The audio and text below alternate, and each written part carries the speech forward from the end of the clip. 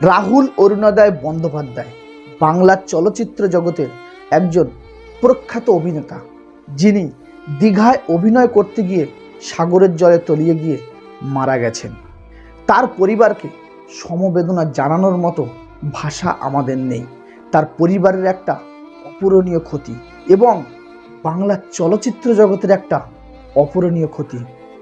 কিন্তু এই ক্ষতিটাই আবার বাংলার কিছু কিছু কন্টেন্ট ক্রিয়েটারের প্রচুর লাভ হয়ে গেছে। তাদের কাছে এই ক্ষতিটা ক্ষতি না, তাদের কাছে এটাই ইনকামের সোর্স। আপনারা বলছেন কেন?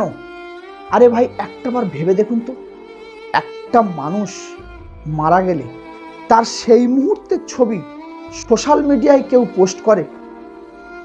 ভাবলাম যে পোস্ট করতেই পারে, কিন্তু সেই মুহূর্তের ছবি পোস্ট করা যায় না। তার প্রিভিয়াস কোনো ছবি অবশ্যই পোস্ট করা যায়, বাট তার মৃত ছবি কে পোস্ট করে? এইসব বাংলার ছাবড়ি কন্টেন্ট ক্রিয়েটার যারা এইটাকে ইনকামের সোর্স বানিয়ে ফেলেছে, তারাই একমাত্র পোস্ট করতে পারে। একটা মানুষ মারা গেছে, তার পরিবারের শোক সমবেদনা জানানোর মতো ভাষা কারোর থাকে না। বাংলার চলচ্চিত্র জগতের কতটা ক্ষতি হয়েছে একবার ভেবে দেখুন। কিন্তু এই কন্টেন্ট ক্রিয়েটারগুলো এইটার আশায় মনে হয় বসেছিল যে কোথায় একটা কন্টেন্ট পাওয়া যাবে, যেটা সোশ্যাল মিডিয়ায় পোস্ট করে আমরা কারি অর্থ উপার্জন করতে পারব।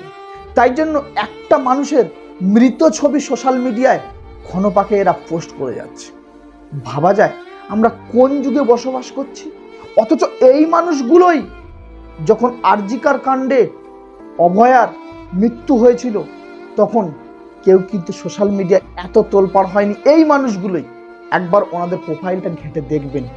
সবার কথা বলছি না, 100-এর মধ্যে 50% মানুষ হবে। কিন্তু এখন কেন জানেন? কারণ রাহুল একজন সেলিব্রিটি মানুষ, আর সে তো খুব সাধারণ পরিবারের মেয়ে ছিল। তাই জন্য তাকে নিয়ে অতটা হয়তো তোলপাড় হয়নি।